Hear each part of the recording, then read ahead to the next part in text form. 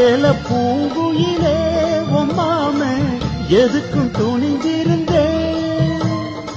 இன்னைக்கு முதலா பெண்ணேவோ கண்ணுக்கு பணிஞ்சு நின்றேன்.